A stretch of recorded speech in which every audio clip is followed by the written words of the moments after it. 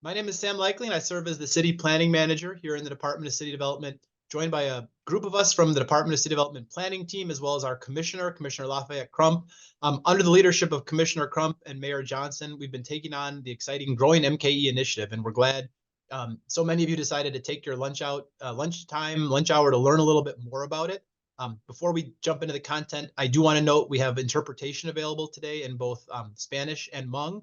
If you are hoping to turn on interpretation, you'll see there's a circle on the bottom of the screen. Go ahead and click the interpretation button and you'll be connected to our interpreters. So we just want to again thank you for gathering today. You probably have seen emails or news stories about Growing MKE, and for whatever reason, you got excited about it, which is great. Growing MKE is a planning initiative that our department is taking on right now to have an important community discussion about how Milwaukee chooses to grow. We know that we want to take steps over the coming years to increase housing growth and choice in Milwaukee. We want to make sure that that growth and development happen in a way that advances our goals for climate and equity, affordable housing, housing choice, and walkable urban neighborhoods. And we think that the Growing MKE project gives us an opportunity to have those discussions about how we do that, how we choose to grow, and how do we update eventually our zoning code and our policies to support that kind of growth. And that's what you're going to hear about today. I know some of you have joined in-person open houses over the last week.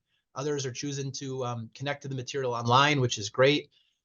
We have about a half an hour presentation today to walk you through both a little bit more about the project and also some of what we're recommending. But most importantly, we want to hear from you. So as you're listening to the presentation today, start giving some thought to what you're hearing, and does it align with your own goals for your vision and what you think your neighborhood wants to see for housing growth and choice. We'll have some ways to provide feedback at the end of the meeting where you can give us your input, and you can also give us your input online. If you go to the city website, city.milwaukee.gov/growing MKE, you'll be able to review all these materials. And most importantly, since you're here already, you're interested, we'd really love your help sharing it with friends and neighbors as well. So that's going to be one of the final takeaways we give you as an ask to share what you're hearing today with friends and neighbors, because we want not just your input today, but input from all of your friends and neighbors as this project moves forward. So without any further ado, I know we want to jump right into it. I'm really pleased to be able to turn it over now to DCD Senior Planner Amy Oath. Amy's been serving as the project manager for Growing MKE. Many of you have gotten emails from her or talked to her one-on-one at neighborhood meetings.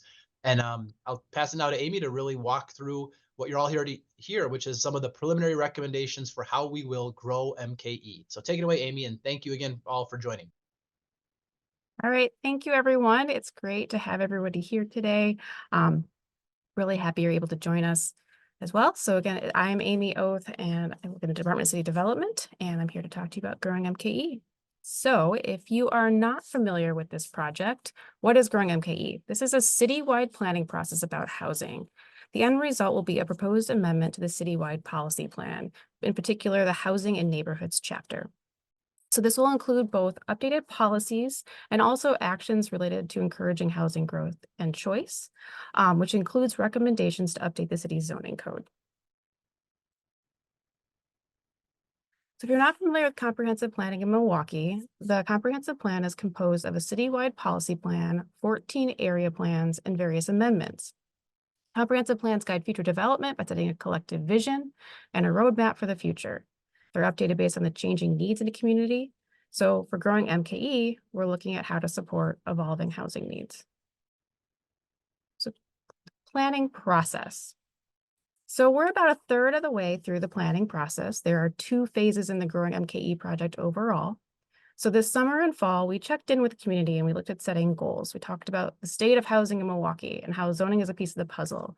Talked about previous plans and initiatives. What's missing? How is Milwaukee going to choose to grow? We're now in this winter 2023 part 2, where we're presenting these draft recommendations and we're looking for feedback. And these recommendations are based on the information we gathered in part 1, but also a lot of previous planning efforts and things that we've heard from the community over the last several years. After this round of input, we'll be working on developing a draft plan amendment, which we'll bring forward in the late spring, early summer for further public review. And then we'll finalize that and bring it forward to Common Council for adoption. So after that plan amendment is adopted, we'll move forward with implementation to updates within the zoning code in phase 2. It's very much been a collaborative process and continues to be led by the Department of City Development. We've also had a zoning analysis consultant that's looked through our zoning code, Placemakers Incorporated and DPZ Co-Design. They've helped provide a national and actually international perspective to look at opportunities where we can improve our zoning code. And then also support from the engagement consultant Walnut Way, who's really helped us extend our outreach and meeting people where they are. We have a community advisory committee with members of the City of Milwaukee residential community from around the city, a technical advisory committee of developers and different housing experts, and then an internal technical team from multiple city departments. The good news is we're not starting from scratch. Milwaukee's zoning code and comprehensive plan are already tailored to support walkable neighborhoods, mixed-use housing development, and housing choice. We're advancing the city's goals for growth to support the city's economic growth and vibrancy. We're advancing recommendations from the Climate and Equity Plan to look at more transit-oriented development and reducing reliance on single occupancy vehicles. We're advancing the recommendations from the Collectible Affordable Housing Strategic Plan, which recommended looking at the zoning code to pursue to really encourage additional types of housing options in a wider range of neighborhoods. We're advancing recommendations from the Equitable Growth through Transit-Oriented Development Plan. And we know that zoning is just one piece of the puzzle. So we're updating the policy section of the comprehensive plan and also really looking at how to further these goals through zoning. And there's also a variety of other work that the city and partners are doing to increase and preserve Black and Latino home ownership and create and preserve affordable rental housing. So staff looked kind of at the existing conditions over the last 20 years. We found that there were just over 22,000 new housing units, which was through just under 3,000 new developments. We did lose just under 10,000 new developments or housing units in that time frame. We found that most of that construction was either in the form of single-family homes or larger multi-unit buildings for the newly constructed. So that kind of led us to see, that there is a missing middle in terms of the housing diversity, which is true with a lot of cities throughout the country.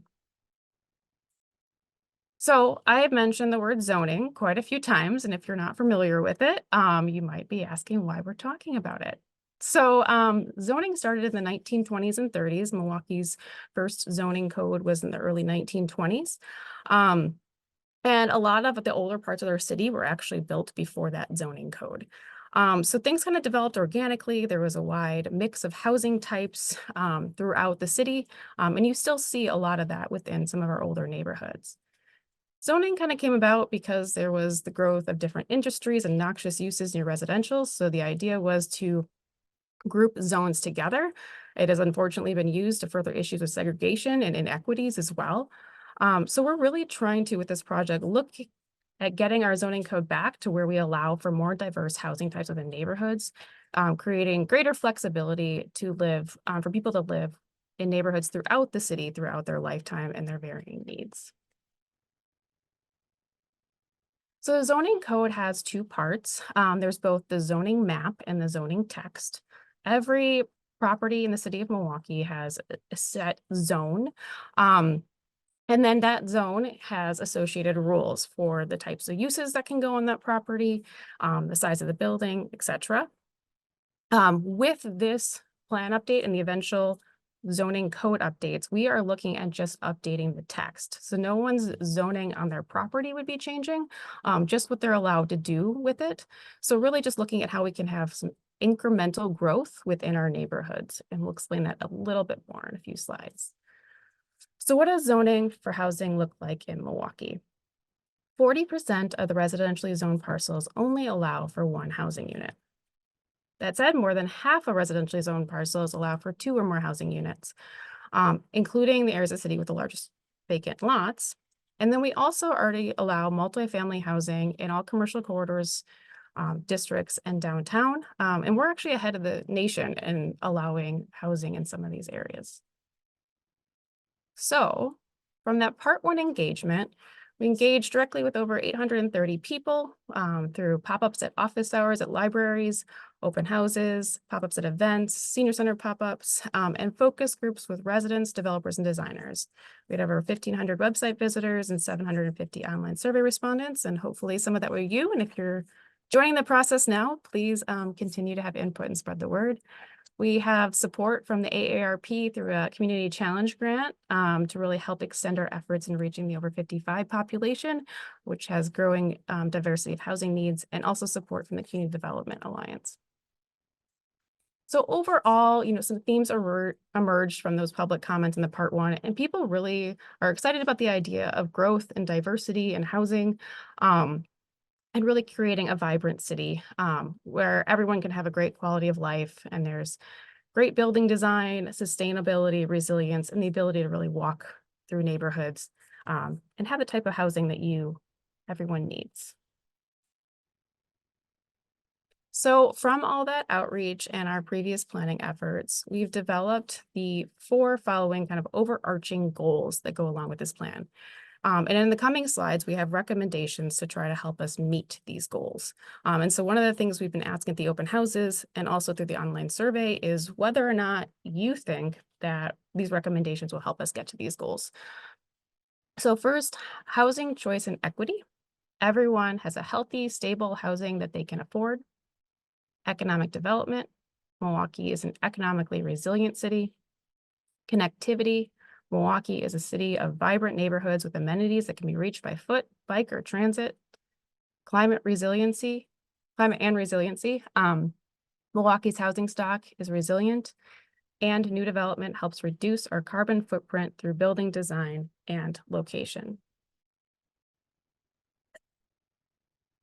All right, so on to the recommendations. So there's a bit more detailed information online, but in the interest of time, I'm going to go over these plan amendment policies briefly. So under housing choice, we're talking about diversifying housing types to support people of all incomes, ages, and household types, looking at various types of living arrangements, including multi-generational housing and intentional communities, home-based businesses, and live work. Under walkable neighborhoods, we're looking at how to encourage mixed use and multifamily development or along business and transit corridors with design that improves the pedestrian experience at the street level. For housing access in all neighborhoods, we're looking at having affordable housing throughout the city, supporting efforts to expand home ownership while also welcoming rental housing in all neighborhoods. Transit access and parking, we want to increase the number of housing units in close proximity to transit routes to reduce reliance on driving. For sustainability and resilience, we want to look at how housing that's energy and water efficient and has improved air quality. For building design and rehabilitation, we're talking about encouraging rehabilitation of existing housing stock and investment in adaptive reuse where appropriate, and looking at creating additional housing options for all ages, incomes, and abilities within existing neighborhood fabric.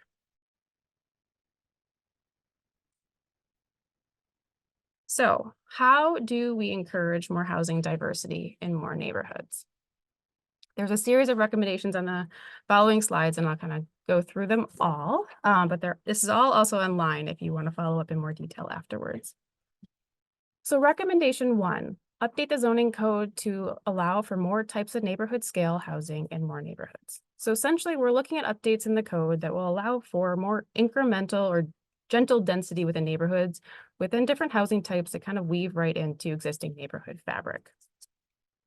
So I'm going to go through these one by one. So recommendation 1A, the idea here is to allow in all residentially zoned areas, single-family homes, accessory dwelling units, townhomes, duplexes, triplexes, and cottage courts. I'm going to talk a little bit about what each of these are. So accessory dwelling units are great because they can work for just about everyone. There's been increased interest, especially since the COVID pandemic, to look at how to bring aging parents and things home so that you can have an additional unit to your house. They can also provide additional income for homeowners. Looking at encouraging townhomes. So these are great because they can be more affordable due to reduced land, utility, and maintenance cost. They can be either home ownership or rental. And they're really just attached single-family homes. So then also looking to allow duplexes and triplexes throughout the city. And the idea here is that these really already blend in within a lot of single family neighborhoods, but they work for more people. So one person households, families that are extended families, those with aging parents, and there's also potential that a homeowner can use it to support their mortgage. So then cottage courts, this is a housing type we currently don't have in Milwaukee, but there's growing interest around the nation. So these are essentially small cottage homes around a shared common green. And these can be great because they can be made accessible for the aging population or those with um, special needs. And they also support mental generational communities and really are great for those downsizing or first-time homeowners. So then moving on to recommendation 1B, and we're recommending allowing fourplexes or 4-unit buildings in residential areas where duplex or other multi-unit housing was permitted historically. So these are just basically, instead of a triplex, it's 4 units, and they already blend in with the scale of the neighborhood, and they provide more affordability, often close to amenities and a short walk from transit, which reduces transportation costs. Recommendation 1C. So in denser areas where a mix of housing styles already exist and are near transit, allowing small multifamily buildings. And you will already see these in a lot of our neighborhoods. They're just legal non-conforming uses. And so really looking at how these can blend in and provide more affordability through a variety of unit sizes and reducing transportation costs because they're often close to amenities.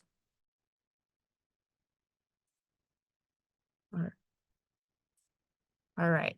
So how else can we encourage housing diversity in more areas of the city?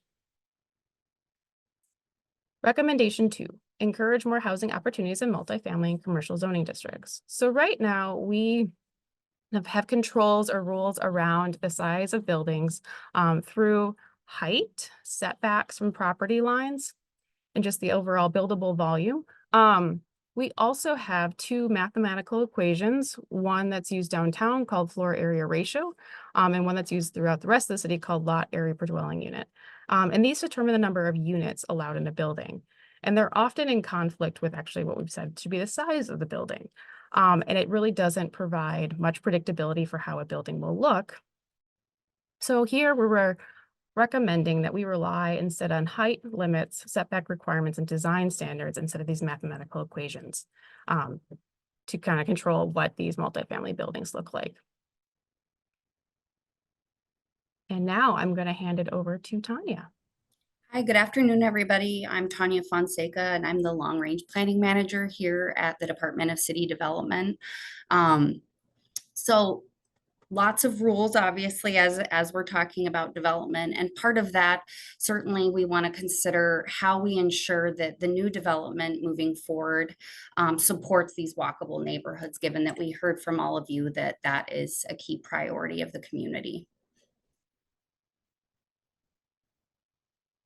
So our third recommendation is to update the zoning code to make sure that building design standards support walkable urban neighborhoods and quality design. And that'll be through facade design, windows, composition, building widths, and parking structures. And we'll talk a little bit more about that on the following slides. So for building facades, there are ways that designers can make walkability more enjoyable and enhanced by making sure that buildings face sidewalks in a way that encourage that pedestrian activity. And part of that is through those kind of storefront windows, right? If you can kind of see within the building, it makes being on the street more interesting. But certainly there are environmental benefits to having windows as well. And we do want to add clarity to the code in terms of, how these windows function within the buildings to make things more visually interesting and also work for the folks inside the buildings.